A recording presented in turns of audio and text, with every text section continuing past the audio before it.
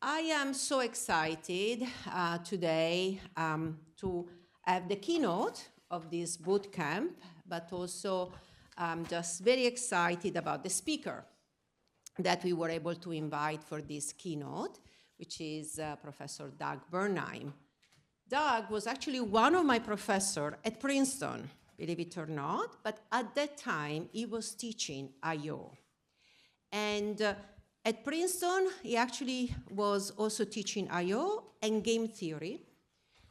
Over his lifetime, he has been teaching financial economics, behavioral economics, so many fields. He has been providing this, I think, fundamental contribution that I don't say this very often, but if there is a person deserving a Nobel Prize, that's actually Doug Bernheim. And interestingly, he worked on financial literacy, and I was looking at the first paper he wrote on financial literacy, and it was 1996. So 30 years before today, he was already looking at this topic, and when I read the title of one of his papers, which, by the way, they have become, at that time when he wrote, they were so visionary that he couldn't publish probably because that was such an early time to discuss this topic.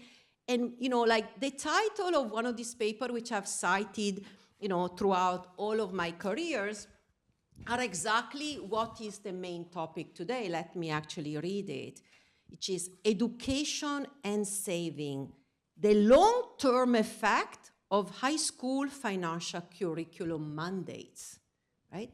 And this is precisely what we have been discussing, and this is precisely the big question that we have. Do the mandates that are being implemented, and by the way, just in the past few months, 2 more states have mandated financial education in school. 30 years ago, Doug Bernheim thought that how can we assess the importance of financial literacy? By the way, financial literacy at that time. And he said, well, why don't we think of mandates, right? Maybe there has to be a Nobel Prize just for financial literacy, but in many ways, I think of him as the founding father of financial literacy, and it is amazing. I remember precisely being in the office of Ben Bernanke. He was at that time the chairman of the Fed, but he has also been one of our colleagues at Princeton. And so we were discussing, I was telling Ben Bernanke, and I wanted to work on financial literacy and whether we had possibility to work with the Fed because I had moved to GW, we were very close. And Ben said, I have also been interested in this topic, as you know, and there is so little work. Unfortunately, I've read the paper of Doug. And these are great papers, so I always talk about the paper of Doug.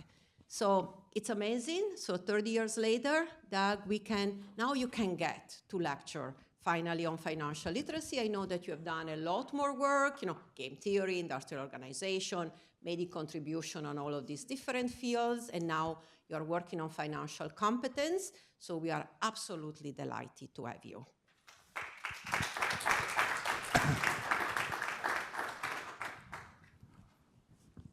Okay. Well, thank you, Anna Maria, for that excessively generous introduction. Pardon me. So today I'm going to be giving some of my perspectives on directions for research in this area.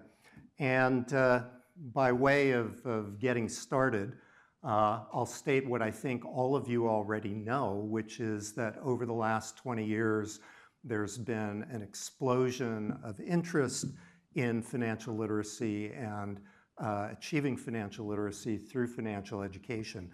This is a figure, some version of this figure, I think Anna already put up in one of the earlier talks, that shows citations in the Social Science Citation Index to the phrase financial literacy either in the abstract or in the title, and this is taken from one of Anna's papers.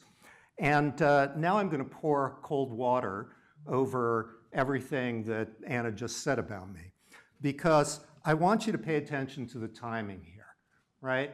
I mean, 1995, 96, this is when I wrote these papers, okay, and started distributing them. And by the way, nobody wanted to publish a paper on this topic at that time. So those papers didn't get published until 2001, 2003. But they were in the literature right here, 1996. And now let's just do a diff and diff, okay? So we're going to do a diff and diff to recover the Bernheim effect on this topic, and look at 94 and compare that to, oh, let's give it a little bit of time to percolate, 98, 99, 2000, zip, nothing. Nobody cared, right? Now, something happened starting around 2005, 2006, 2007. You do another diff and diff here, and you're getting a huge effect. And what is the thing that happened at that point in time? The answer is sitting right there. This is the Anna Maria Lusardi effect. This is where attention to this topic started. So let's just be clear here about who deserves the credit for making this a topic that people care about now and care about to a very great extent. In any case, I started working on this topic around that point in time in the 1990s, and then pulled back from it and stopped working on it for a while, for quite a while. And that was partly because of the issues that or mainly because of the issues described on this slide.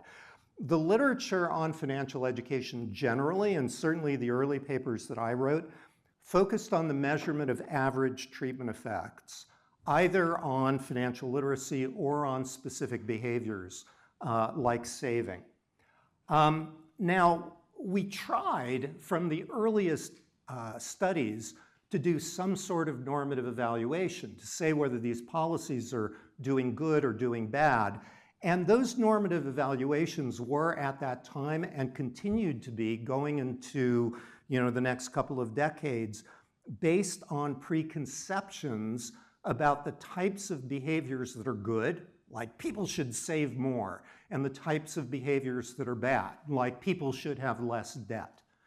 But those are pretty much preconceptions, and that's not the way we do policy evaluation anywhere else in economics. Okay, in economics, what we do is welfare economics. We have a rigorous framework for thinking about welfare. And the problem that I confronted back then was, how do you start to think about welfare from a rigorous point of view when you're talking about financial education? And I didn't have an answer to that. And when people ask me questions like, how do you know this education is improving decisions as opposed to just indoctrinating people? I didn't have an answer to it. So I basically stopped working on the topic and started working on behavioral welfare economics, and took the next couple of decades to try and develop tools in that field, and have now, as of a few years ago, decided, okay, I know enough about how to do this to come back to financial education and start trying to answer those questions that I had no idea how to answer. All right. So the theme of my presentation is that work in this area would benefit from a greater and more rigorous focus on the measurement of welfare effects, not just on the measurement of what happens to financial literacy, what happens to behavior, but what happens to well-being. Okay, are these policies advancing welfare, and in what ways? So these are the questions that I'm going to try and address today if there's enough time. There are just 4 questions that are connected to welfare. The first is, does financial education change behavior for the right reasons? The second is, can improvements in financial knowledge lead to worse financial decisions? Is that something that we need to worry about? I'm going to suggest that it is. Third, how does poor financial knowledge interact with other biases? Behavioral economics discusses a lot of biases. So how do these things interact with each other? And finally, does financial education involve what I'll call unconventional costs and benefits? And by unconventional, I mean costs and benefits that economists don't normally think of, but that they probably should think of. This comes out of the work that I've been doing in behavioral welfare economics. Okay, so let's take these one by one. Let's start with the question, does financial education change behavior for the right reasons? And this part of my talk is going to be based on work that I've done with my former student, Sandro Ambul, who's now at Zurich, as well as Anna Maria. And this came out in the AAR a couple of years ago. This is the most well-developed part of this talk. The other topics are kind of still things in progress, and I'm going to be talking about, directions that we're taking these things. But this one, I'm going to be able to show you a lot of results. So the objective of this paper was to improve methods for evaluating the impact of a class of policies, such as financial education, that seek to improve the quality of decision-making. And the particular focus, we wanted to do an experiment on this. Our particular focus was on compound interest. Now, there's several reasons for picking compound interest. Number one, it is a core financial concept. Number two, we know that there is a well-established bias, the bias being what's called exponential growth bias. So if you ask the typical person, say you have $100 and you put it in a bank account paying 10% interest per year. By the way, if you find a bank account that pays 10% interest a year, please let me know. But say you found one, you put it in there, you held it in there for 10 years, how much money would you have? The typical person will go, well, 10% of $100 is $10, 10 years, 10 times 10 is 100, so you'd have $200. And we know that that's wrong. We know that because you have compounding, it's significantly more than that. So there's a well-known bias here. And then the final reason for focusing on this particular topic is that it's suitable for an experiment, in that it's relatively easy to explain through a brief intervention. So this is carving out one little piece of a financial education intervention and studying its effects, because you'll learn more when you really drill down on a single topic. Okay, structure of the experiment. What I'm going to do here is describe the overarching structure of the experiment, but I'm going to leave out a bunch of pieces, and then I will add pieces and tell you about those pieces when they're relevant. Stage one of the experiment is the educational intervention.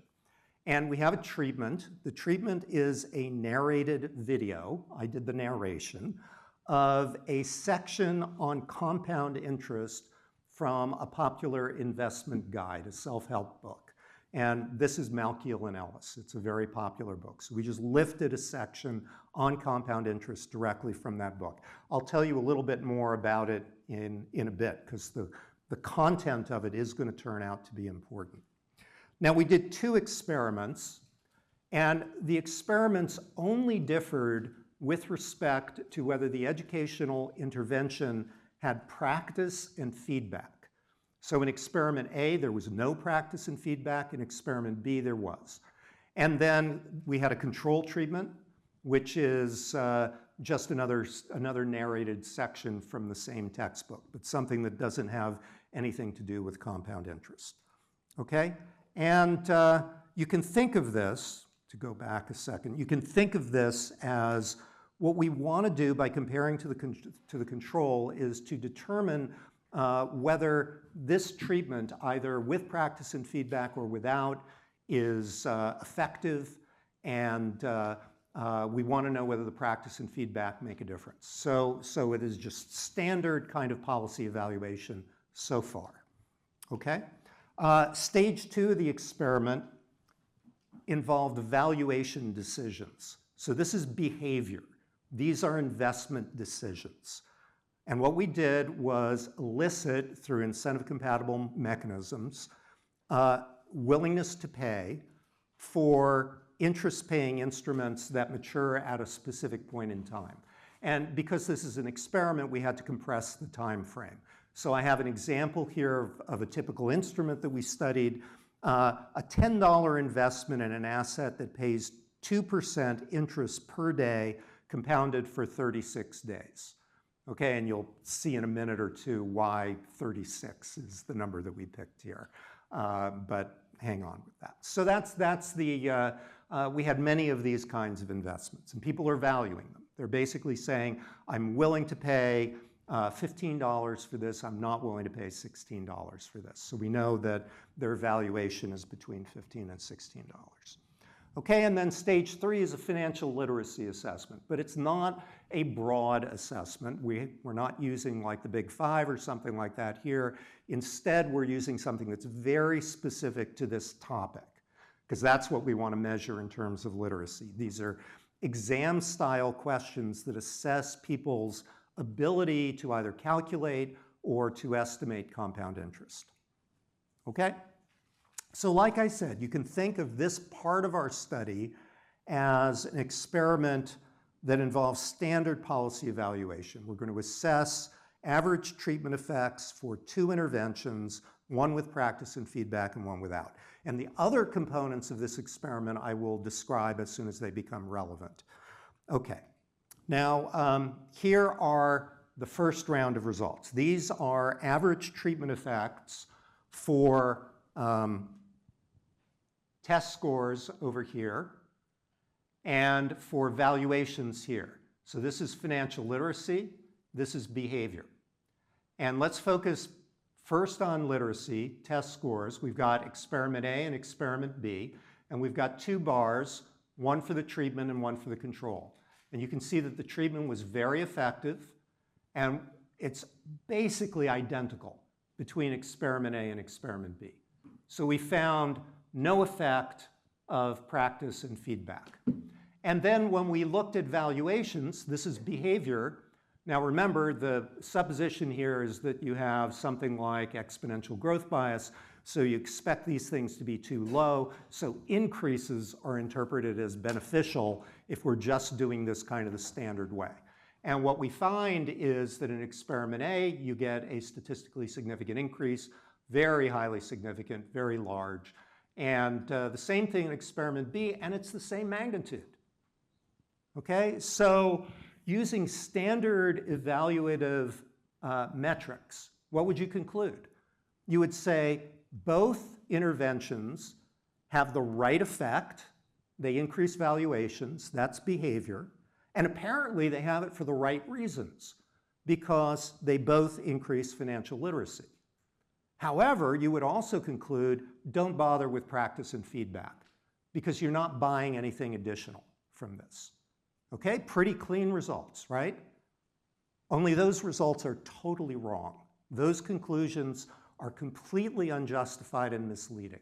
And that's what I will show you next.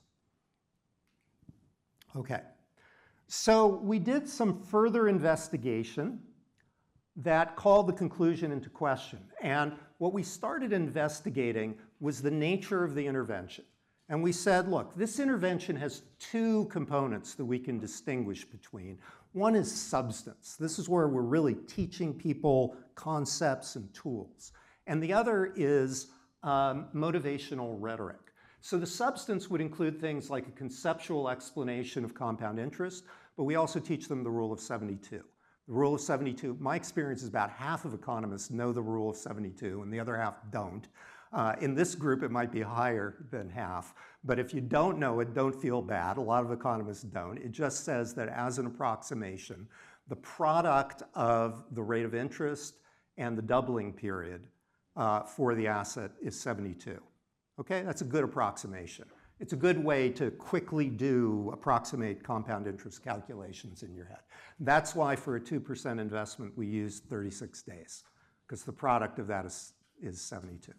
Okay, so that's the substance. And then we had the motivational rhetoric, and there's a bunch of it in this chapter. It's a self-help book, right? So it's really just urging people to do stuff. And this is my favorite line from the whole book. Albert Einstein is said to have described compound interest as the most powerful force in the universe. And you'll notice the careful phrasing here is said to have described, because I sincerely doubt Albert Einstein said anything of the sort. In any case, this is supposed to really crank people up. So we asked the question, what drives the results? Okay? Is it the substance or is it the rhetoric? Now, we did that by doing 2 additional versions of experiment A. One is our substance-only treatment, where we eliminated all the rhetoric. And that required us to write a couple of transitional sentences, but otherwise we didn't change the treatment. And then the other is our rhetoric-only treatment. That eliminates all the substantive material that assists with calculation. In other words, it focuses on the rule of 72. We still preserve the conceptual explanation of compound interest. The chapter really doesn't make sense without that. But that's not numerical. That's just qualitative, right? Any quantitative statements we eliminated. So now, if the intervention has the right effects for the right reasons, as suggested by the results that I just showed you, the parallelism between behavior and financial literacy, then the substantive components of the intervention should be doing most of the work, right? Let's see what this looks like. Okay, first of all, we're going to start with test scores. And you can see for test scores that almost all of the effect comes from the substance. You get almost the full effect with the substance-only treatment. With the rhetoric-only treatment, it's much, much smaller. Okay, so most of it is coming from substance when you talk about literacy. That's good. Rhetoric matters some, apparently, according to those estimates, which isn't too surprising because it's motivating, but most comes from substance. Now let's have a look at behavior. Totally different pattern, okay? The effect of this intervention comes almost entirely from the rhetoric, okay? The substance has very little effect. It's not even statistically significant. So there is a disconnect between what people are showing they understand on tests and what they do when there's real economic consequences at stake. And that's a very important lesson to take away from this. There's a difference between those two things. And it's not hard to appreciate. Just think about your experience in middle school and how people could learn to do all sorts of mathematical things, by rote, and then you throw a word problem at them, which is contextualized, and they don't have any idea what to do, right? And so they fall back on they fall back on heuristics. They were encouraged to do something, so they think that must be the right thing to do. Yeah. Sorry, can you remind me what the outcome is for behavior? Like how I should interpret this? Yeah, the outcome for behavior is value attached to the typical instrument. And remember, our concern here is that the typical instrument is undervalued. But I will get back to that in 1 second, because we're going to do real welfare analysis next. Okay. So you might be thinking to yourself, well, okay, the mechanism is wrong, but maybe financial education has the right effect for the wrong reason. That would still be beneficial, right? If you're doing the wrong thing, if you're undervaluing something, and I just convince you to value it more, I may be lying to you about something, but I convince you to value it more, that offsets your bias, right? Well, that's unlikely to be a good theory because of heterogeneity. And the reason is that getting the right outcome for the wrong reason has to be the result of coincidence, right? You could manage it in one case, but with heterogeneity, if people are different, the fact that the wrong reason happens to produce the right answer for one person doesn't mean they'll happen to produce the right answer for another person. The only reliable way to consistently get the right answer is to get it for the right reason. So to make that a little bit, even more obvious in the context that we're interested in, think about saving. And the thing is, people are heterogeneous with respect to their biases, right? Some people may save too little. That's what we're worried about. But some people probably get it right. And there are probably people who save too much as well. Now, what we would ideally like to see happen when we intervene is a heterogeneous treatment effect. Okay, those who save too little should save more when we intervene. Those who save too much should save less when we intervene. Okay? And the problem is, if you are getting the right effect on average for the wrong reason, you're likely to see something more like this. Okay, the wrong reason is affecting everybody in the same direction, which means some people are getting improvements and other people are being harmed. Okay, so how do we deal with that? Well, the experiment also analyzes what are in the behavioral public economics literature called money metric biases. Okay, so the general strategy that we're applying, not just in this context, general strategy from behavioral public economics is what you do is study two objectively equivalent decision problems.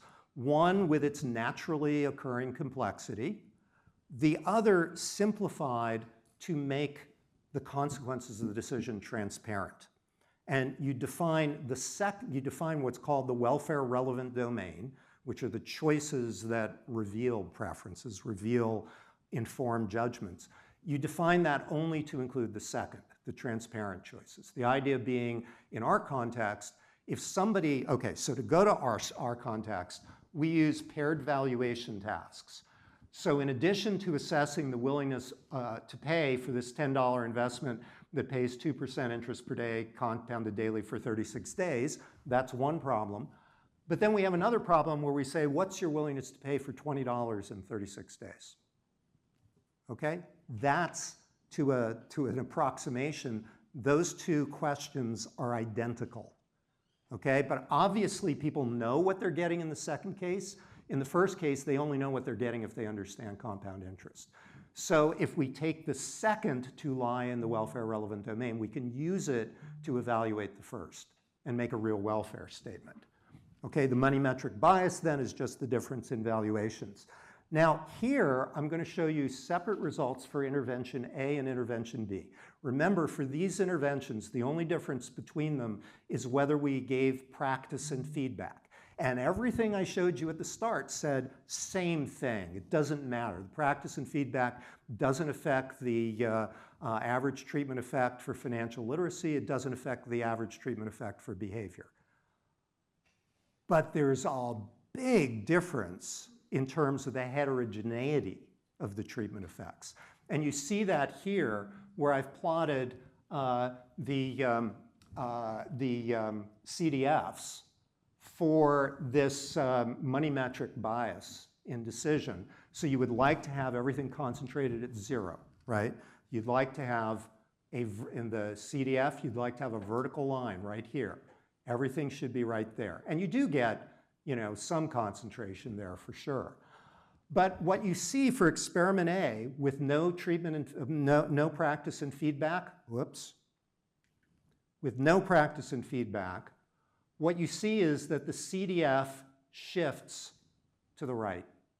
In other words, what you're getting, to flip back, whoops, what you're getting is exactly this, what you don't want to happen. Now, what happens when you give practice and feedback? Oh, I'm going the wrong way. I'm sorry.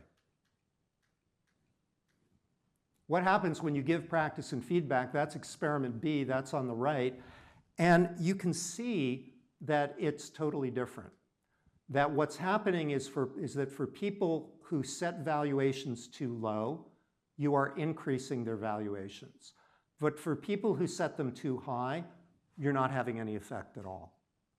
Okay? So there is a welfare loss here for all of these people that is offsetting this welfare gain. Over here, there is no welfare loss for these people. So this is a pure gain. Okay? So now, in place of the conventional outcome metrics that are used in the literature, what we do in this paper is propose using either the sum of the average of either the absolute value or the square of the money metric bias. And we call that measure deliberative competence. And what we show in the paper is, and it's not very complicated, is that those measures can be rationalized as the dollar equivalent welfare loss a consumer suffers due to what in the behavioral welfare economics literature is called characterization failure. That just means I didn't understand the problem, okay? That this is equivalent to the dollar equivalent welfare loss you suffer due to failing to understand the problem when making the complexly framed decision. All right? So to understand the welfare measure a little bit better, imagine that the consumer is deciding whether to buy a bunch of similar financial instruments one by one in settings where the price of the instrument is realized by from some distribution. Okay? The absolute money metric bias gives the largest possible loss, the largest possible welfare loss.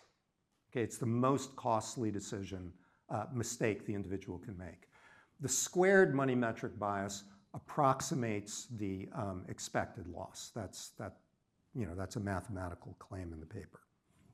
Okay, so the point of that is that this notion of deliberative competence is a rigorously justified welfare theoretic concept. It's something that we can study and are justified in making statements about well-being. And according to those measures, the intervention unambiguously improves the quality of financial decision-making only if it includes practice and feedback. Okay? On the left, you see what we got for experiment A between the control and the treatment. There is a slight increase in this measure because there are more people who underestimate than who overestimate, but it's not statistically significant. You can't distinguish between that and a null effect. On the other hand, when you use a proper measure of welfare and look at experiment B and do this with practice and feedback, you get a huge treatment effect. The quality of decision-making is really being improved. And so that you can judge magnitudes here, what this scale means, you see that everything is negative. So these are percentages. Like negative 20% means 20% below the theoretical maximum for dollar equivalent welfare. In other words, you're losing 20% of the transaction, okay, by making mistakes. And what you see here is that in the control, the loss is about 25% of the potential value, like 26% here. And it goes down to about 18%. So this intervention takes a significant chunk out of the welfare losses as a percentage of the theoretical maximum of how much welfare could be improved. All right, so let me draw some lessons from this. First of all, if we're interested in making policy evaluations, it is not enough to find that financial education affects financial literacy and behavior in desired directions. You saw that in this example. We have an intervention where experiment A, financial literacy is improving, very specific to the issues that are relevant. Value is moving in the right direction, and there is no improvement in welfare overall. So to say something about the quality of decision-making, you have to investigate the reasons for those effects. Second, it's not enough to focus on average treatment effects. You have to consider both the heterogeneity of biases and the heterogeneity of treatment effects and ask how those two objects are correlated with each other. That's critical for determining whether the policy has a benefit or not. And you want them to be negatively correlated, strongly negatively correlated, right? And then finally, it's not enough to focus on conventional outcome measures. To make justifiable statements about welfare, you need to use measures like the deliberative competence measure that we proposed that have welfare interpretations. Okay? So that's what we learned about this first question. Let me now move to a second question where, as I said, this is more work that is in progress, so I don't have results to show you. I'm going to be raising issues here. And the issues that I'm raising here are intended to give you pause about assumptions that you might make as to whether improving financial knowledge is necessarily going to improve decisions. Okay.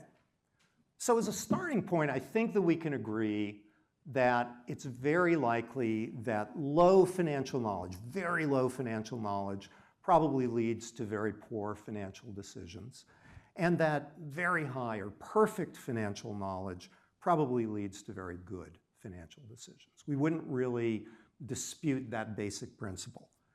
The question that I'm raising is about what goes on in between. Is it reasonable to expect that between these extremes, the relationship is monotonic? That as you improve knowledge, you're going to get a monotonic improvement in the quality of decisions. And just to give you a little bit of pause, we're going to start with a cautionary tale. And the cautionary tale has nothing whatsoever to do with financial literacy and financial education. But it's something that I think you've all probably seen. It's a phenomenon that's known as the uncanny valley. Okay, and what's the uncanny valley about? So on this axis, we are measuring human likeness for objects. Could be robots, could be stuffed animals, could be a lot of different things, puppets and so forth. And on this axis, we're measuring assessed affinity. So how much you like this object. And there are two lines here. One is for moving objects and the other is for still objects. Okay? And you might think naively that the closer something becomes to looking human, the more we will like it, the more affinity we will have for it. And that just isn't true.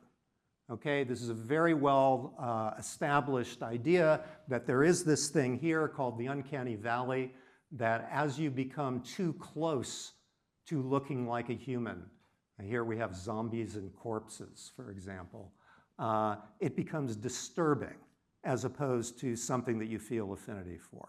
Whereas if you're talking about something like a stuffed animal, well, that's like the stuffed animal market is achieving a local optimum in affinity, right? By getting the likeness just right. So again, not about financial education, not about financial literacy, just sort of a reminder that monotonicity is not something you can just assume. It's not something that you can just count on. Now, why is it that I'm worried about monotonicity in the case of financial knowledge? Well, I'm going to spin out a little theory here that's going to generate an uncanny valley. Okay? And I'm going to begin by assuming that competence increases monotonically. So this is what we all kind of assume. The more you know, the better decision you can make if you are presented with a decision, you're presented with a decision task, and you're told, do this task. More knowledge, better decision. I'm granting that principle. But I'm suggesting that that's not all that matters. There's something else that matters. And the other thing that matters is your self-assessed competence. Okay, how competent do you think you are? And again, it's natural to assume that that increases as your knowledge increases. You get more financial education. You probably think that you know more and your competence is higher, but it doesn't necessarily increase at the same rate as actual competence. And one thing that we know from a lot of behavioral economics is that there's a tendency for people to be overconfident, to overestimate their abilities. And in particular, there is a well-established branch of psychology that says that people who lack competence, a particular competence, they're very bad at assessing their own competence for the obvious reason that it takes competence to assess competence. Okay, so putting those facts together, it's not unreasonable to assume that self-assessed competence might outstrip actual competence, at least over some portion of this range. All right, now that leads us to a concept called meta-competence. Meta-competence is how good am I at assessing my own competence. And the way I've drawn this, you can see that meta-competence is minimized somewhere around here. This is where I have the biggest divergence between what I think I know and what I actually know. And I think we've all experienced this, right? I mean, you run into people who've like taken Econ 1, and they think they're economists. I've experienced that a lot, that minimal exposure to economics, they think they have mastered the field. So not an implausible assumption. Now, the implication of this is that if you looked at decision quality, this gap that I'm hypothesizing may appear here may create for us our uncanny valley. That the low meta-competence may be compromising the quality of decisions. So why would that happen? Well, there are a few reasons that it might happen. And this is the current work with Anna Maria and Hakan. We're in the experimental design phase for this right now. So we don't have results. We don't even have pilot results. This is just something that we think is important to explore. So as an alternative to making decisions entirely on our own, an alternative is to seek advice from other people. We can seek advice from family, from friends, and also professional advisors. There are a lot of them out there. You know, I myself, I think I know a fair amount about finance. I don't make my decisions without a professional advisor, right? Okay, so people who have high self-assessed competence are less likely to seek advice, and they are more likely to have a lower willingness to pay for assistance, for professional assistance. So they may be more likely to make decisions entirely on their own. And that's not good if their competence is well below their self-assessed competence. So this is the concern, that someone right here who thinks very highly of their competence because they've just taken this class on financial decision making and now they think they know what they need to know, may not be turning to others for advice and guidance and paying for it in some cases as much as they should. Excessive reliance on themselves can lead to lower, potentially, this is the hypothesis, can potentially lead to lower quality of final decisions within that region. Okay. The other thing that's a possibility that is not currently in our experimental design, but I think is worth exploring, is that people who have high self-assessed competence are also more likely to dispense advice and to sound like they think they know what they're talking about, okay? So there can also be a contagion effect from this. Now, a related phenomena that I'm actually very worried about from a practical point of view is the following. If someone doesn't know about a financial instrument or doesn't know about a financial strategy, they can't misuse it, right? You can only misuse it if you know about it. Filling that knowledge gap therefore creates the risk that people will start doing things that lead to damaging mistakes. And my leading candidate for this, the thing that absolutely terrifies me, is options and derivatives, because it's becoming increasingly easy for retail traders to trade in options and derivatives. When I first started out, you wanted to do options and derivatives, you had to go through all sorts of red tape and establish minimum wealth standards and sign all sorts of things about what you understood. I mean, there are still those disclosures, but you can whip through them really fast. And lots of investment sites are going, you should be trading in this stuff. There's a question.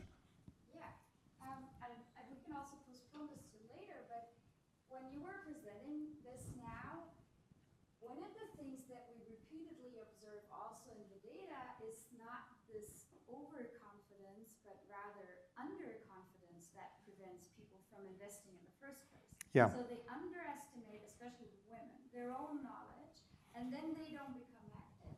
Yeah. And so I was wondering how that actually relates to the framework you were just presenting, and also where in the distribution you would put this, because this is especially something that is relevant, I think, for the women with maybe who have slightly more financial knowledge than they think, but both the knowledge and the self-confidence together prevent them from actually taking action. Yeah, that's absolutely true, and it's a good point. And it's not just in the context of finances. We know that for underconfidence and overconfidence generally, there are gender differences, and there are differences across countries and cultures. You know, the particular mechanism that I'm describing here is a mechanism that one would be especially worried about for males in the US. Young men. Not just young men. I mean, I think it's been, you know, men tend to be more overconfident about these things, particularly if you put them through something where they've been trained. It's like, oh, now I'm the authority and I'm going to tell you what to do. Yeah, so we probably expect gender differences here, and just the example that I'm giving here, you know, is based on overconfidence, but you can also have things go awry because of underconfidence too. So it's an important point. All right. So the concern here with options and derivatives is you introduce these things to people, they are dangerous, and if people overestimate their competence, as soon as they start diving into it, they are exposed to serious errors. Okay? So these are reasons to worry that this relationship may not be monotonic. And as I said, I can't present results yet. This is just new directions. That's why the title of the talk is New Directions.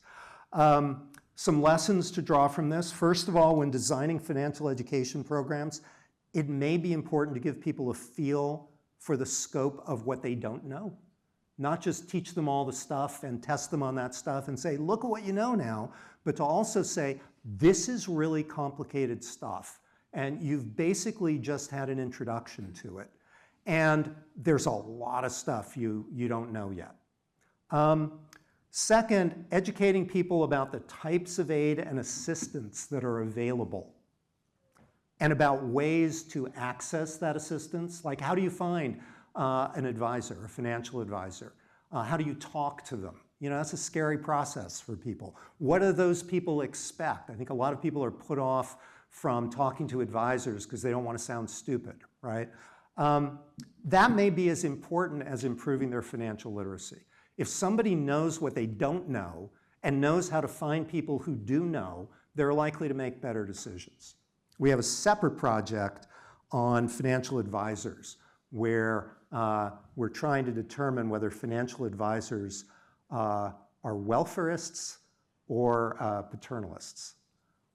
In other words, do they try to figure out what the individual is after and help them achieve it, or do they superimpose their own views of what's right and wrong?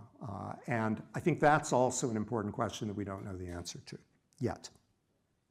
And then finally, when assessing financial education programs, it may be important to evaluate effects on meta-competence separately from effects on competence. We should know what's going on with meta-competence when we educate people. All right, so now let me turn to the third question. Again, one I'm going to have less to say about, but here I'll be able to describe at least one result that's in that paper with Sandro and Ambule, which is Sandro and Anna, which is how does poor financial knowledge interact with other biases? Starting point here is the observation that behavioral economics documents a wide variety of purported biases that may infect financial decision making. Correcting one source of poor decision making and not doing anything about the others may be counterproductive. Let me give you an example of that. Let's suppose that people have unreasonably optimistic expectations about the returns for a class of investments. They're just way too bullish. Okay, but let's also imagine that they're present biased in the sense of being time inconsistent and being in the sense of indulging themselves in the moment. Now, there's a whole can of worms associated with that term, present biased, which are addressed in the behavioral welfare economics literature. I am not going to go into those. The question is, how do you know it's a bias as opposed to just, you know, preference construction, different ways of putting your objectives together at different points in time. let me just set that aside for the purpose of this example. I'm going to be assuming that present focus is a bias. Okay. Well, in that case, if you make those two assumptions, maybe a good policy would avoid correcting their expectations, right? This present bias person is going to be saving too little. They're going to be investing too little because they're going to be spending too much of their money now. So you go to them and you say, oh, there's this great investment. It's going to get really high returns. And they go, well, I really want to self-indulge right now, but that's so good I can't turn it down. Okay, which may be what they would do if they weren't present biased and they had accurate expectations. Okay, so how do we evaluate financial education policies in the presence of other distortions, particularly considering that our understanding of the other distortions may be very poor? Like, we may not even know whether there are other, but we may suspect other biases, but not be sure. So this is actually an old question that arose very, very long ago outside of behavioral economics. The question is, how should we evaluate a policy that ameliorates or aggravates a distortion when there are other distortions in the economy? And I'm not even sure this is taught in graduate school anymore, but it was taught when I was in graduate school way back. Okay, so the canonical paper here is one by Lipsey and Lancaster, who argued that the right way to handle these types of issues is to analyze all distortions and all remedies simultaneously, and that otherwise you can get the wrong answer. And this is called comprehensive second best analysis. Okay, it's the general theory of second best. We're going to do it comprehensively. Now, that's not feasible. You just can't do that. So the overwhelming preference of economists is to address distortions and their solutions one or sometimes two at a time. In other words, to solve the overall policy puzzle piece by piece. And there's another paper from the 1950s, another seminal paper by Mead, where he proposed compartmentalizing by evaluating one policy targeting one distortion, but accounting for all the other distortions. Okay, so you can think of that as narrow second best welfare analysis. It's narrow in the sense that it's not considering all policies at the same time as considering all distortions. It only considers the one policy. And concerns about feasibility obviously remain there because you have to understand all of those other biases. And there's also a conceptual problem here, which is, why should we take another distortion into account if there's another policy that we could be implementing that could correct it? So to go back to my example, why should we distort consumers' expectations to offset their present bias if we can, at the same time we're correcting their expectations, have some intervention that corrects their present bias, like giving them commitment opportunities? Okay, wouldn't it be better to do both at the same time? If you do Mead's proposal, you're never going to get the right answer if you have access to these other policies. So in behavioral public economics, sorry to say, the dominant approach is to analyze a small number of biases and associated policies, usually just one, sometimes two, while assuming implicitly that the consumer's decision-making apparatus is otherwise perfect. Okay, and you can think of this as myopic welfare analysis. We're pretending that other biases don't exist and therefore don't need to be addressed. And that's very tractable. That's why we do it all the time. But there's no reason to think that this piecemeal approach yields desirable solutions. This was Lipsey and Lancaster's point. Okay, if you solved each problem that way and then pasted all those solutions together, it could be disastrous. It could just be an incredibly bad outcome overall. So what we did, we meaning Sandro and Anna and I in our paper, was to propose an alternative approach to thinking about policy compartmentalization. Okay? What we said is, let's evaluate policies designed to address a single bias, or potentially a small collection of biases, under the assumption that effective remedies for other biases will be forthcoming, that they haven't been implemented yet, but that they will be forthcoming. So when you look at the data, that's not what you're seeing in the data because they haven't been addressed yet. And the method has to account for the fact that in the data, those other biases haven't been corrected. But when you're optimizing the policy, you're saying, I want to get this policy right, assuming that the others are going to be corrected. We call that idealized welfare analysis. And this avoids the Lipsey-Lancaster critique of myopic welfare analysis and logically permits a compartmentalized approach to resolving biases. You could literally, if you had 5 biases, you could do this with bias 1, and then do it separately with bias 2, do it separately with bias 3, and so forth, and then paste all those solutions together and you would get the right answer. Okay? So that's our proposal for compartmentalization. Now, obviously there's a concern here, which is idealized welfare analysis may be no simpler than comprehensive welfare analysis because it requires us to figure out how the consumer would behave if all the other biases were corrected, right? That's the problem. But there's this magical result in our paper that says that under a relatively weak separability condition, and the separability condition it's not anything extreme like the biases don't interact with each other. We allow for lots of interaction between the biases. Under a separability condition on utility, the deliberative competence metric that we proposed, that I described earlier, calculated myopically. So you do the myopic exercise, just like you do it in standard behavioral public economics. One bias, one policy at a time. That nevertheless approximates the idealized welfare effect up to an unknown multiplicative scalar. So it's unfortunate that you have the scaling issue, but what this means is that despite the unknown scale, you can still rank policies by their effectiveness, by their welfare effects, and you'll get the ranking right. You can actually gauge percentage differences between their welfare effects and get that right.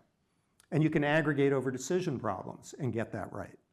Okay, so you can do all of these things just fine. You just can't put ultimately a single dollar value on it because the scale is unknown. And I don't think I'm going to take you through this. Should I take you through this? I mean, let me just see whether I can communicate this. I think I do have time, so I'll see whether I can communicate this. Because otherwise, this just seems like too mysterious. Like, how is it that you don't need to know anything about the other biases? So this is just an example to show how it works. It's a simple stripped-down example to show how it works. So we've got a financial instrument, call it Z, and it yields a future payoff. We'll call that F of Z. And the consumer misperceives that. The consumer perceives that as G of Z comma theta, where theta just indexes the educational policy. So by changing the educational policy, we can change how the consumer perceives this instrument, the returns to the instrument. And then for simplicity, we're going to assume that the consumer expects to spend income when it's received. That just makes our life easier for the example. So there are 2 periods, and whatever income you have in the first period, you're spending in the first period. Whatever income you have in the second period, you're spending in the second period. And your utility just looks like this. Okay, it's quasi-linear. So that's just to make our lives simple here in the example. So this is consumption in the first period, plus utility derived from consumption in the second period, where there's some discount factor. Okay? Now, what is the willingness to pay for Z? Well, you can see that with this form, gamma times U is just a dollar equivalent for first period consumption. So the example is structured so it's really easy to write down the willingness to pay. The willingness to pay is just gamma times U of Z. Gamma times U of G, the perception. But it should be gamma times U of F.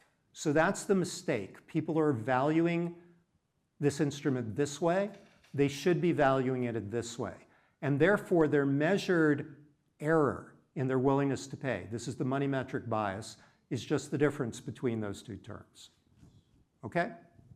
Now let's suppose, possibly entirely unknown to the analyst, that the consumer discounts the future excessively. Maybe that's due to present bias, okay? The analyst doesn't even know that this is true. So the right normative objective function is this, which is exactly the same except we've got a delta here rather than a gamma. So the delta maybe is a bigger number than the gamma, okay? So that means that if we do this idealized welfare analysis, we assume correction of the present bias. The ideal WTP, if the present bias had been corrected, the WTP would have been this rather than this. And the only difference is you've got deltas here instead of gammas. So now comparing this to this, you'll notice that these things are just related by a multiplicative constant, K, which is the ratio of the discount factors. Okay? So what that tells us is that myopic welfare analysis of the deliberative competence metric yields the correct sign for the welfare effect, correctly ranks policy perspectives, correctly ranks policies from the perspective of idealized welfare analysis, and properly measures their proportional costs and benefits. Okay, so you can do something. You can make useful statements about welfare. That's just for that example, and what we prove in the paper is that for arbitrary decision utility functions and objective functions satisfying a relatively mild separability condition, the same finding always holds to a first order approximation. So you can think of this as a small security result. Okay. Now, unfortunately, that's as far as we can get. At least so far, that's as far as we've been able to get.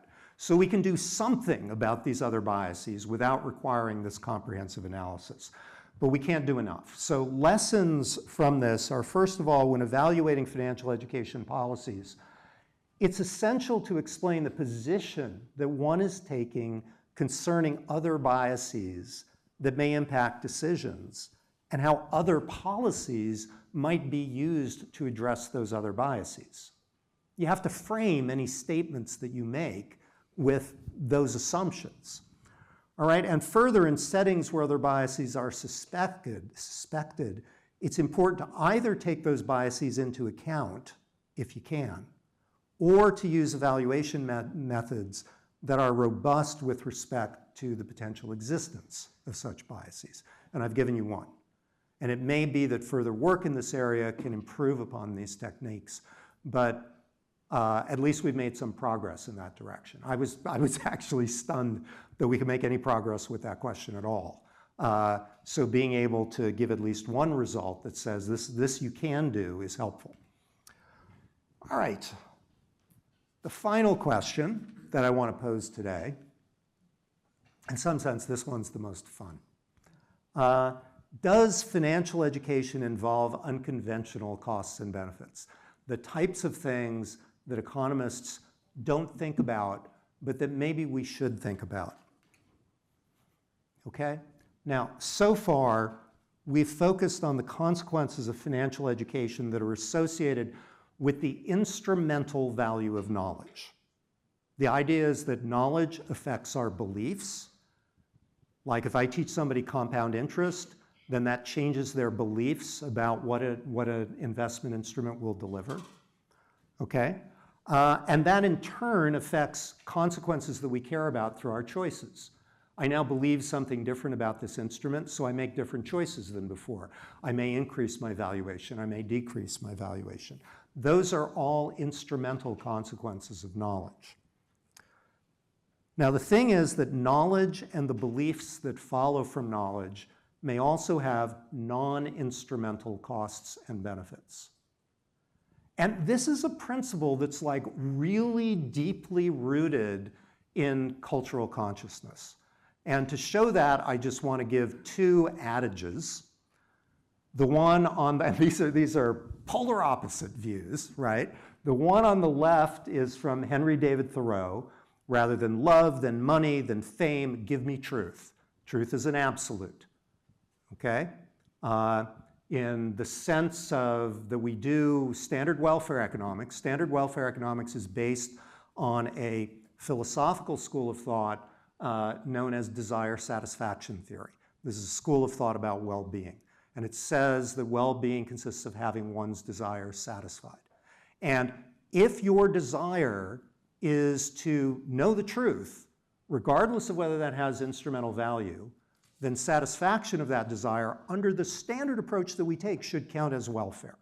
So for Thoreau, you would have to count the truth of what he knows as part of his well-being. All right, polar opposite, when ignorance is bliss, 'tis folly to be wise. That's from the English poet Thomas Gray.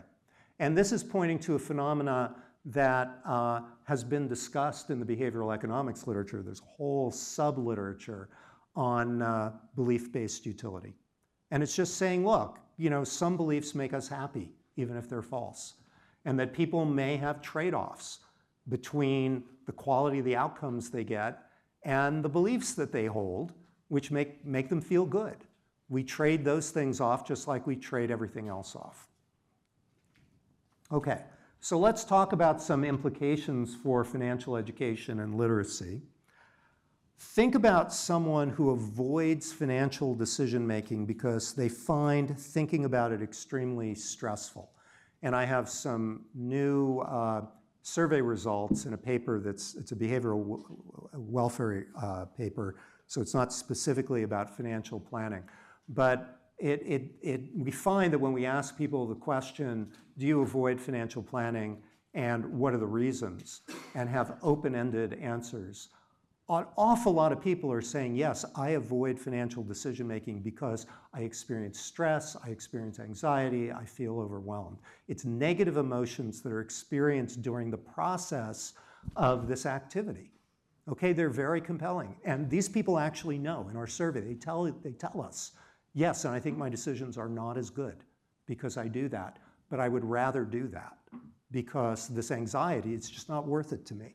So, you know, I've given this picture here to go, okay, these folks over here, you know, they're having fun at the beach and they're not attending to their finances with the same diligence as this person over here. And they're probably making some mistakes, but those mistakes may not be too bad. And so which has the better life? Which has the higher living standard, the better well-being? The people who are stressing about it all the time, or the people who, as long as the decisions are not too bad, are trying not to think about it too much? Okay, something we should wonder about. Now, that's if you have belief-based utility, but what about the intrinsic value of knowledge, the intrinsic value of knowing the truth? Here the question is, do people prefer not to live a lie? And if you've dipped into philosophy, you may know that this thought experiment by the philosopher Robert Nozick, which is about the experience machine. And Nozick offered this as a criticism of utilitarianism. And he said, imagine that you could press a button, and if you press that button, you will be immediately thrust into a simulation. And you will be in that simulation for the rest of your life. It is a flawless simulation. Nothing can possibly go wrong. And you won't know that you're in a simulation. You will think that it's your real life. And your experience, your subjective experience, will be better than the subjective experience you will actually have in your real life. And would you press the button? Nozick posed that question expecting people to say no. And most people do say no. My experience with economists, with an audience of economists, what you get a lot is, yeah, I'd press that button right now. And then I have to change Nozick's thought experiment a little bit, but I can get everybody to say no. And the way you get everybody to say no is you say, okay, imagine that when you press the button, you will be thrust into the simulation, your life will be great, and all your loved ones, your knowledge, what you will think, your subjective experience, will be that every one of your loved ones is also having a magnificent life. Okay? But the reality will be, if you press the button, that all of your loved ones will be subject to endless torture. Now, think about, don't focus on the act of pressing the button, because that may be very hard for you to do. But think about getting past that and just asking yourself, would I prefer to be in this simulation or not? And I think almost everybody at that point says, no, absolutely not. Not if it's going to subject my loved ones to this horrible stuff. And what that teaches you is that you care about something other than your mental states. You care about the truth, right? The truth is important. Now, the picture up here, does everybody recognize the reference? This is pop culture. This is from the movie The Matrix, which The Matrix is basically derived from the Nozick thought experiment. Red pill, blue pill. The red pill is reality. You take the red pill and you will be thrust into this dystopian reality where everything is absolutely miserable, or you can take the blue pill and continue with your life. And the question is, which does Neo take in the movie? And of course, Neo takes the red pill. And I like to ask people if they are giving the wrong answer or the unexpected answer to the Nozick question, whether when they watch the Matrix movies, they root for the machines. Okay. This, by the way, is not merely a technical abstract question. It directly connects with a lot of policy questions in economics, because a lot of policy questions in economics, we know from the behavioral public econ literature, have to do with false beliefs. This is all about false beliefs. Does the trueness of a belief have value by itself? You get into literatures like tax salience.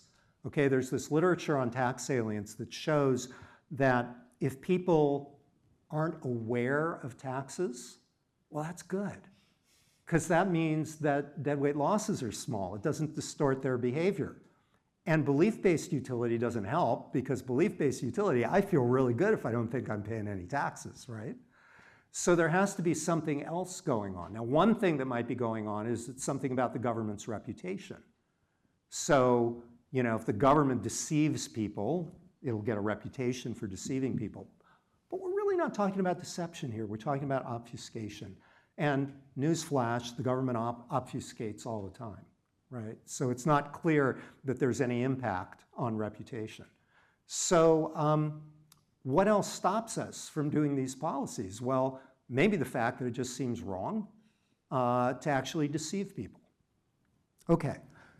Now this connects directly with what we're trying to do in financial education, because financial education is trying to get people to have correct beliefs.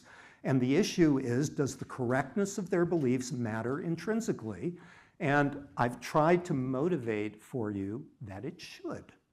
All right. And I think that that's consistent with how we approach education a lot of the times, right?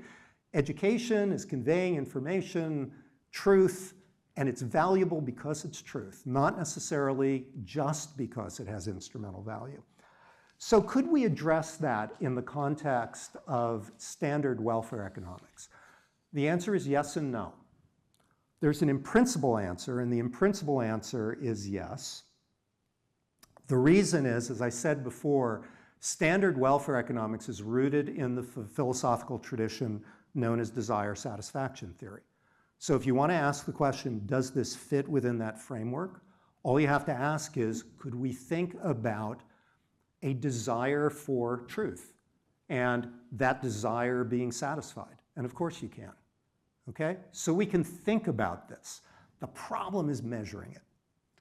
And the problem with measuring it has to do with a deep and difficult problem in behavioral welfare economics that I have been pounding away at for the last 5 years or so, known as the non-comparability problem. And the non-comparability problem says that many times changing the decision maker from the planner. Think about standard welfare economics. The planner is basically asking, what would the individual choose for themselves if they were making the same decision for themselves? Okay, and you take that as guidance if you're the planner. Here's the problem. Some of the time, changing the locus of decision making from the planner to the individual changes the decision problem. Okay, for example, if you experience emotions during the process of making a decision, it's no longer the same decision.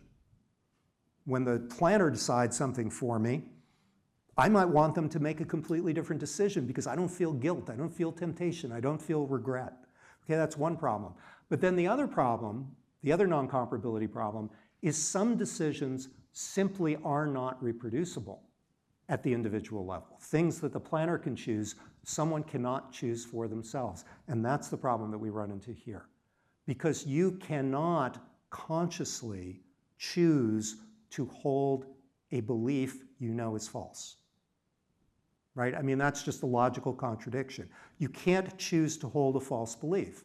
If you chose to hold a false belief, you would know that the belief was false because you would be choosing it. Okay, the Nozick's experience machine gets around that problem by saying as soon as you find yourself in the simulation, you will have no memory of having made the decision. Okay, you'll have a memory wipe, basically. But so far, at least, internal review boards have been very skittish for human subject experiments that involve memory wipes. So we haven't been able to do that yet. So there are two possible solutions, and I've been working on these solutions with two of my former graduate students, Gonzalo Arrieta, who's at Zurich right now, and Lucas Bolt, who's at Carnegie. And basically, the solutions are, first, you can use hypothetical choices. You can certainly ask people, as Nozick did, hypothetically what you would choose, and maybe you'll learn something from that.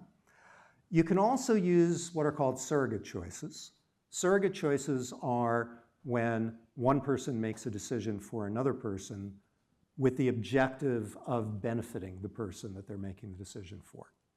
And I have some experimental work on paternalism with Sandro Ambule, where one of the findings in that literature, in our paper, is that when people make decisions for others, they project their own objectives.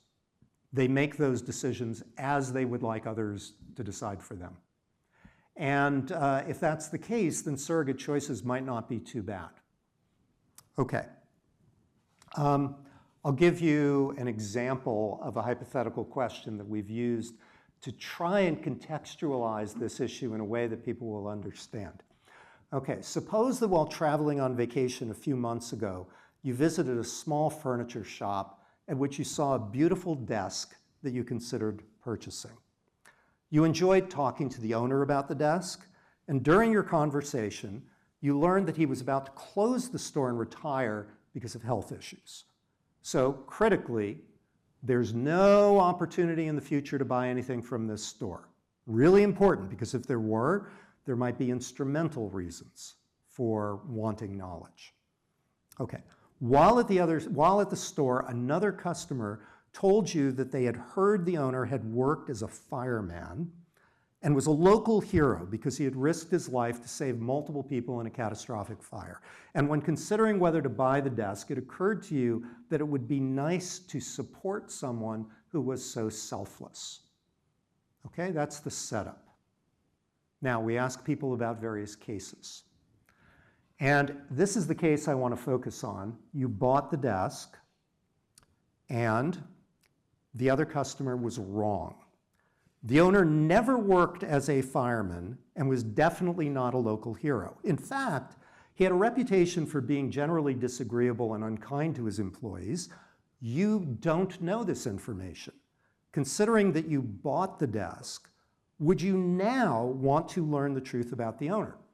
And again, remember the store is closed, so the information can't be helpful for any future decision. All right, so this is supposed to be a question about the non-instrumental value of truth.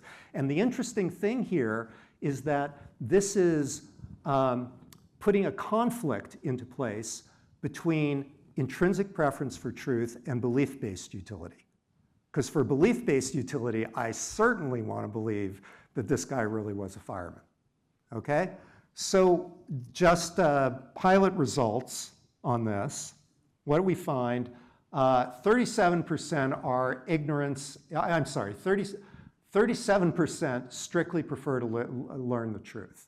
So these are intrinsic truth value people, even though it's going to be unpleasant to know the truth. 41% are ignorance is bliss people. Okay, they just want to have happy thoughts. And we allow people to explain their choices. We give them open-ended answers. And this is how they answer, right? They say, the ones who strictly prefer to learn the truth, they say, the truth is the truth. I need to know the truth. And the ones who say, who prefer to remain ignorant, they say, why would I want to know? I'm just going to be pissed off, right? And so the interesting thing is that it kind of splits pretty evenly. And when we first saw that, we thought, well, that could just be measurement error then. You know, you get some people at 0, and then you just get a distribution around that answer. But it's not true. This is real, and we know it's real both because of their open-ended answers. The fact that their open-ended answers match what they're giving us here, and also because we do a whole bunch of problems, and we look for coherence across the set of problems that we give people. And there's a great deal of coherence. There are truth is beauty people, and there are ignorance is bliss people. Again, another dimension of heterogeneity. Yeah, I'll skip over this last one. This is just, we're also doing an experiment with surrogate choices. That was hypothetical choices. We're doing one with surrogate choices, where basically one person is buying something and they don't think that they're paying a tax on it, but they are paying a tax that they don't know about. And then we have another person who can reveal whether or not they've paid the tax to them. And again, you have this split. You get the ignorance is bliss people, and you get the truth is beauty people. Okay, so that pretty much wraps it up. You know, I think my push here is that research on financial education should focus on normative questions about whether these policies are making people better off, and not just on the positive questions of what happens to choice, what happens to financial literacy. So I hope that we see more going in that direction. I think we've seen some at this point, but I would like to see more. And that focus requires us to address a whole set of questions like the ones that I was discussing today. This is not all the questions. This is not comprehensive. But it requires us to grapple with some questions that are really quite conceptually difficult. But I do think that there are solutions and directions we can take this. Thank you.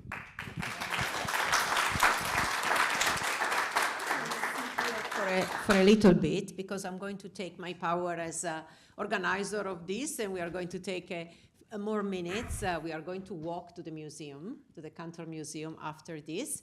But I want to mention a couple of things. First of all, as you can see, Doug Bernheim is 30 years always ahead of the curve, right? And you know, I have to say, you know, many people still, and many policymakers, right, don't look at the welfare implications. Yeah. So we still do not, you know, and even in our work we have done so far, you know, we look at saving behavior. Are people saving more, borrowing less? So again, you know, we really need to look at those welfare implications. And one of the things I really recommend all of you to read the AER paper, because we actually don't make assumption on the preferences. So it's not that we take a specific model, you know, the CARA or the CRRA utility function. So it's really, in many ways, a useful paper to look at. But I'm going to start asking, in a sense, yet again, you know, one question. I do want to end with another question, because you have been a chair of the econ department, Doug, and I always want to have the opportunity for you to give some advice also to the student. Here are also many graduate students going soon to the job market and so on. But kind of yet again, I want to ask, while you are thinking for some of the other questions, like what indeed are the important direction of research, right? For people who are working on some of this topic, and maybe say a few, a little bit more. I know you have actually indicated some of those things, maybe for somebody who is coming fresh to this field. Okay, well, let me start with you mentioned that I was chair, and chair for way too long. My number one career advice to everyone in this room is never agree to be chair. And just to underscore that, definitely never be chair during an epidemic. That's hard to predict, but still. It is. But if an epidemic hits and you're chair, resign instantaneously. Do not hang around for it. Remember the truth, though. Yeah. But I mean, these questions about directions for research come up a lot, and it's so hard to give good answers to this, because if it was obvious where the literature should go, then everybody would be going there already. So, this is a creative field, and it's really a process of trying to sniff out on your own what it is that you think is not being answered. And there's a lot of things that are not being answered. So, I think that there's a lot of opportunity for finding pockets. And you can either do that by thinking big, like what's a big topic that economists haven't thought about? That's hard. But within any topic area, there are always things that folks haven't thought about. So it's, you go to seminars and you read papers, and as you do, just jot down ideas. Where could we go with this? What else should be done with this? And, most of if you're like me anyway, most of the ideas you jot down, you look at later and you go, oh, I'm not doing that. That's not very clever. And then some of the other ones you look at and go, yeah, that's a really good idea. And you start poking around in the literature, and it turns out somebody's done it. Some of the time you start writing the paper, and then you find out somebody's done it, which is always unfortunate. But it's somehow useful to start that process in many cases without reading all of the literature. This is counterintuitive, but some people, when they start working on a topic, they read everything on that topic. And they think that that's important so that they have all the grounding. Now, the thing to say is sooner or later, you're going to have to read everything if you're working on a topic. But if you do that at the start, if you go in really deep at the start, what's going to happen is that you're kind of going to get hardwired into thinking about the topic the way that everybody else has been thinking about it. And that means that you're going to do the n+1th extension of what folks have been working on instead of trying to do something new. And like I said, trying to do something new, I mean, good fraction, it's like a startup, right? Most startups fail. I mean, you got to be ready for failure when you do that. But you're much more likely to hit something that is really different and creative if you haven't, programmed yourself already to think about the topic a particular way. For me, that advice actually comes from Larry Summers, who was my mentor when I was both an undergraduate and in graduate school. And what Larry said in particular, this is typical Larry style. To say, typical Larry. Yeah, so don't take this literally, but I was asking him, how much should I read? How much time should I be splitting my time between reading the literature and working on my research? And in typical Larry style, he goes, Doug, there are those who read and those who write. So don't take it too literally, okay? I didn't. Buried in that, there is a serious point that you need to be out there not trying to think thoughts on your own without being completely hardwired by what other people have written. The other thing that I would say in connection with that is try and have two different types of projects going at the same time. I mean, look, there are safe projects, projects that are the N+1 extension, that you're going to write those papers, they're going to get published, and that's going to help you professionally. And some of those papers are really good. Some of them turn out to be really important and get lots of cites. And then also have papers, projects where you're swinging for the fences.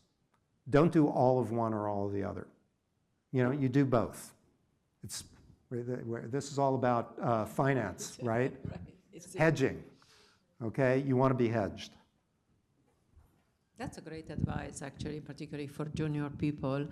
Let's take some of the questions also related to the presentation. I know there was a lot, but I always love, you know, to have a view from, you know, really the top and into the future. Yeah, Catherine. Thank you so much for that presentation. My question is on overconfidence. We did some work with earned income tax credit, and we found that people, eligible non-claimants, also exhibited high financial overconfidence. What that means from the literature is, like you mentioned, they are not seek for advice. When we organize like VITA, which is the Volunteer Income Tax Assistance Program, we have one at University of Georgia.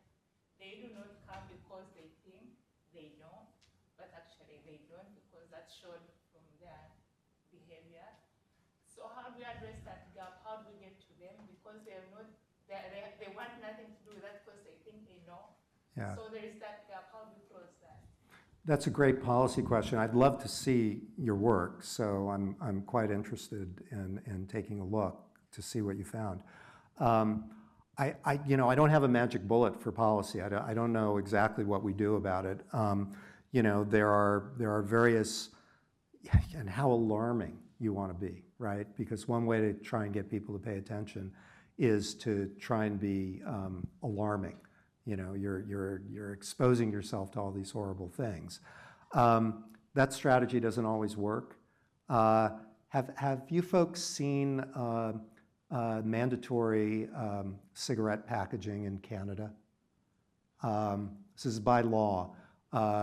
In Canada, they have mandated that you have all these visceral images on cigarette cartons.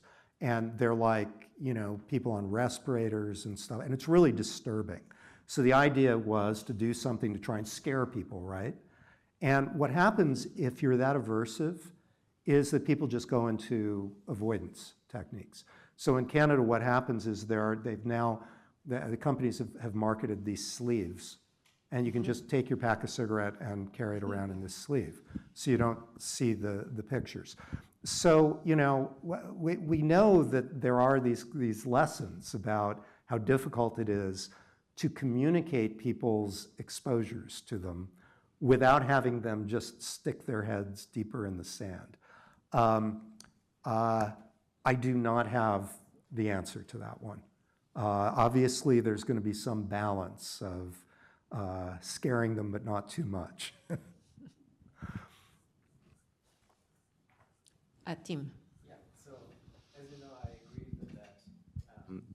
Probably the best way to do impact analysis is to do it in a way that lends itself to welfare analysis. I think I totally agree that this is what should have been done from the start. But as you know, in a lot of empirical microeconomics, the average treatment effect is usually the object of interest, and that's also very easy to aggregate. So I'm just curious. So don't you think that it's probably still more likely that like having a positive directional shift in, for example, on savings behavior is at least more likely to be welfare enhancing overall than to do nothing or even like, you know, reduce welfare? Like given that undersaving is really prevalent and that like even if you know shift some people into oversaving, that's probably also only hurting them really in terms of welfare if you have like no bequest motives and so on. So like, what's your intuition on that? So I think the honest answer is we don't know the welfare implications usually, but my feeling is that they overall My feeling is they should be positive overall. So, yeah, I would say a few things about that. The first is, and this is just research tastes, you know, I personally am not a big fan of the fact that applied micro has become so atheoretical and has focused on things like average treatment effects. I think it gets us away from answering a lot of the questions that we really need answers to. And I've seen, you know, those of us who have been around for a long time, this has really been a significant transition in this profession, the movement away from theoretical grounding. Not, I mean, it hasn't been complete by any means, and there are a lot of people who are doing good theoretically structured empirical work still, but we've seen more and more a movement away from it. I think that it would be great to have some movement back. So that's the first comment. I'm not necessarily, you know, signing on to, oh yeah, those guys do it throughout micro, so let's do it here. But then there's the question about, okay, we do have some sense that in certain contexts, people would be better off if they did X, save more. We think we're safe in saying most people save too little. And if you go back to the work that I was doing in the 90s, I was certainly taking that position. But I became uncomfortable with that position because I couldn't find an objective foundation for why I had that preconception. And I kept asking myself, okay, where does that come from? And I eventually decided that the consensus about that within our community may just be a matter of what I like to call type A paternalism. And type A paternalism means that you basically have a bunch of economists who are type A personalities, who work really hard and who think about the future all the time, and they think that other people should be like them. You know, the question is, prove to me that that's wrong. What are you going to point to as evidence to show that that's wrong? There are whole philosophies that are built around self-help books. I mean, you can go to the bookstore and, well, you can't go to the bookstore anymore. You have to go on Amazon. But there are countless numbers of self-help books, as well as philosophies that teach people to live in the moment. And it's exactly the opposite of what we're saying when we talk about these biases. You know, maybe indulgence is a good thing. I like to give people the example of deathbed regrets. Okay, when people are dying, it's well established that a common deathbed regret is, I wish I had spent more time with family and friends doing things, enjoying my life. People do not, on their deathbeds, say, I wish that I had spent more time at the office working hard, you know, socking money away for a rainy day. They just don't say that. So which perspective is right? And I'm not saying that the statement that people save too little is wrong. It could well be right. But let's hold ourselves to a high standard of evidence and proof.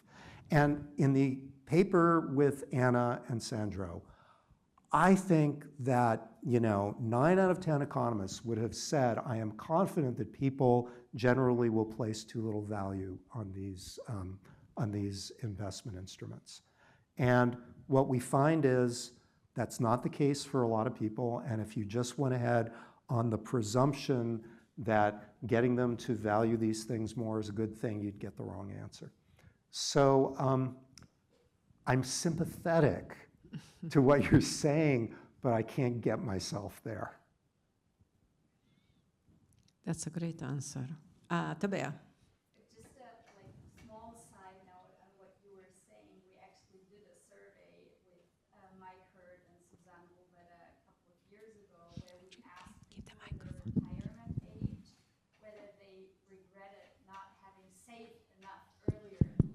Yeah. So it was basically, so the basic idea was to kind of see whether people, when they're actually in the retirement phase, really wish they would have saved more when they were young. And the interesting thing is that this type of saving regret that we call it is very prevalent in the US. So more than half of the people that we interviewed said that they would wish they would have saved more.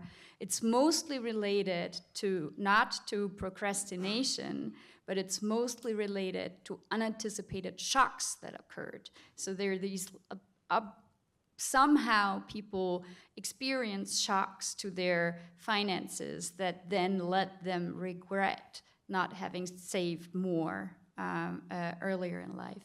Interestingly, we don't find these patterns in many of the European countries where we have much more generous welfare systems that basically are in a position to buffer many of these shocks. So this was just like a side note that might actually be interesting to explicitly ask people also about whether they would have done things differently, and also kind of relate that to their financial decision making and financial literacy that they have early and late in life, to see how we can like get closer to these what if situations and to a welfare analysis.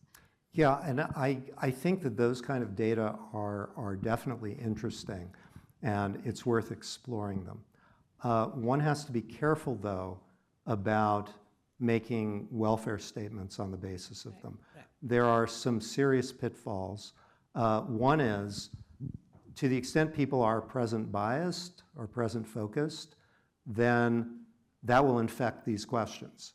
Because if you ask me when I'm 60 years old about should I have done something different at 40, I will be thinking about my well-being now at 60 and not balancing that properly.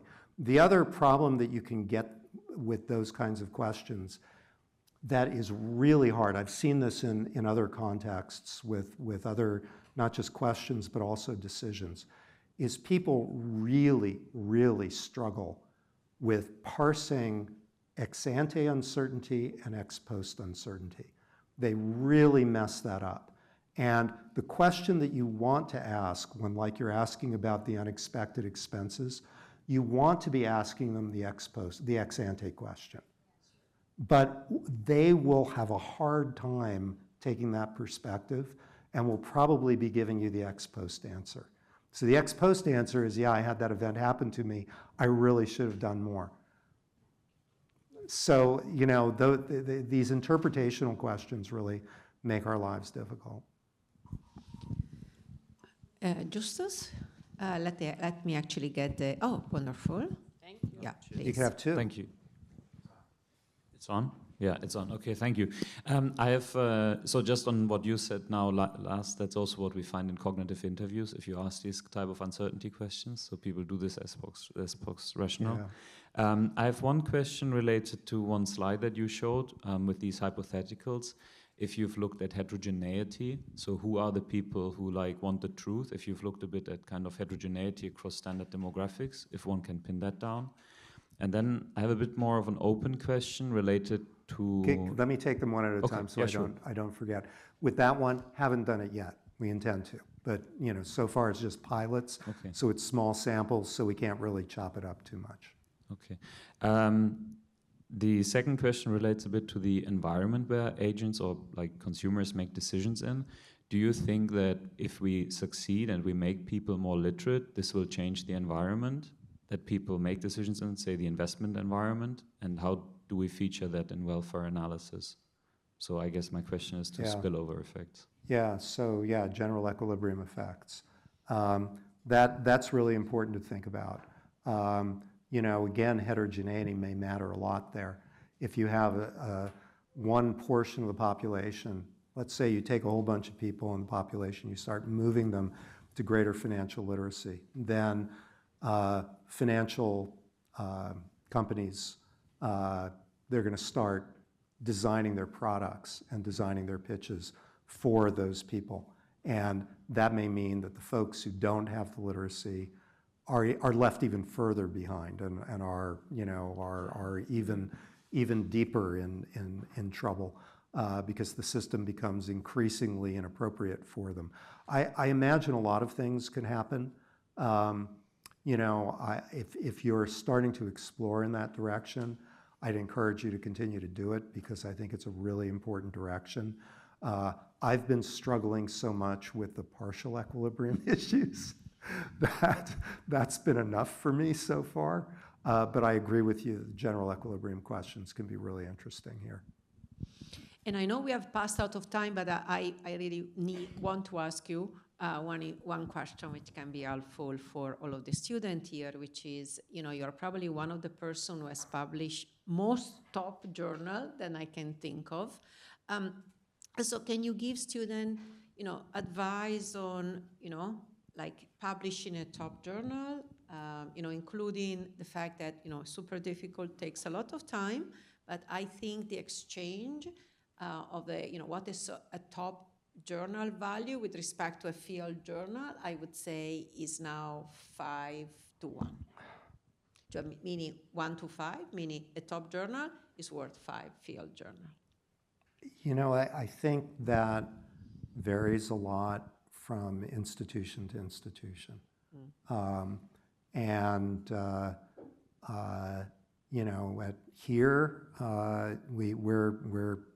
We place an awful lot of weight on top 5 publications, and you're probably underestimating it with the 5 to 1. In fact, well, yeah. I know that there are other places where the universities will actually say, here's the list of journals that count for us.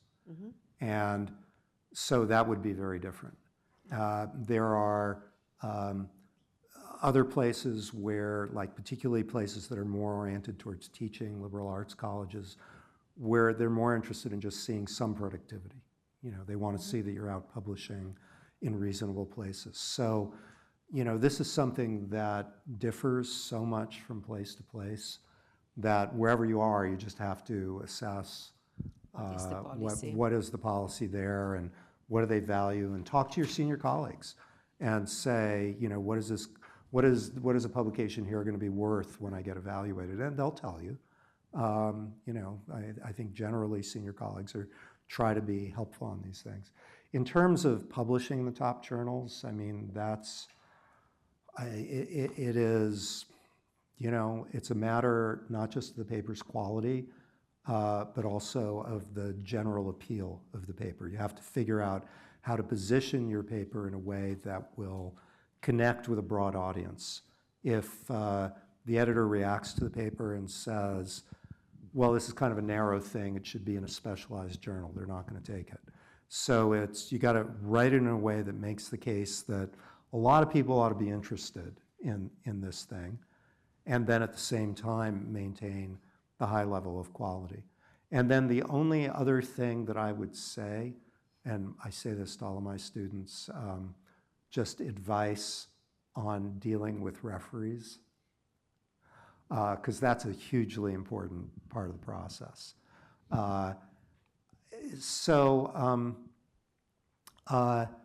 Referees are brutal in this profession. There has been a change in this over the time that I've been in the profession.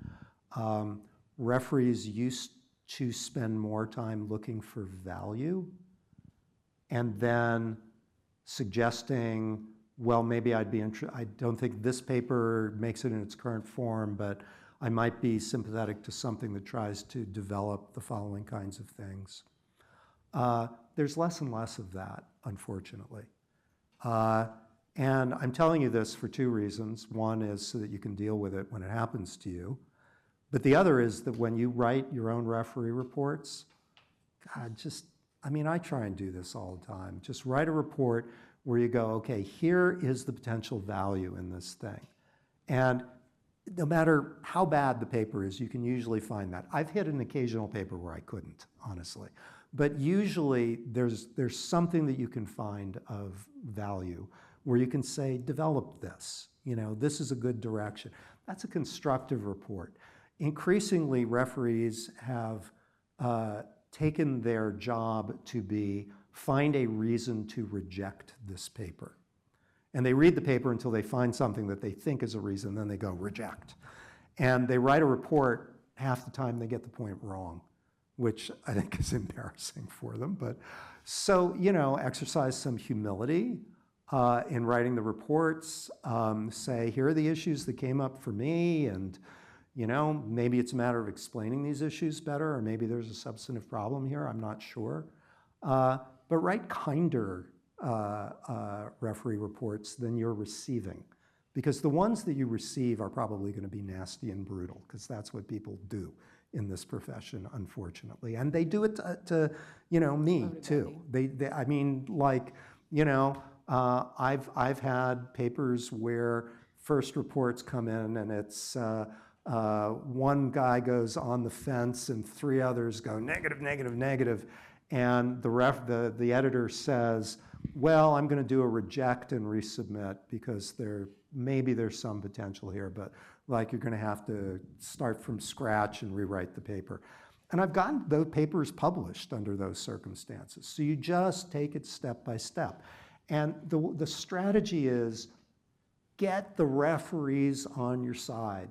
Don't go to war with them. Early in my career, I went to war with them. It wasn't always productive. Get them on your side, you know? And if they said something stupid, Don't say it. Translate that into, oh, your comment alerts me to the fact that we explained this point very badly, thank you so much. And then you re-explain it to them. But, you know, you work with their suggestions and you try to actually use their suggestions in a way that improves the paper. And then you write back a guide to your changes where you can explain to them all the things that you did that really are, you know, integrating their insights. And in the cases where they had bad insights, integrating that into improved exposition. And then the referee feels really good. They go, yeah, I helped you make a better paper. And then they give the paper a more sympathetic read. And they still may not like it based on substance. That's always a possibility. But once you start winning the referees over, you can actually get through the door. It happens. This is great. Join me in thanking them.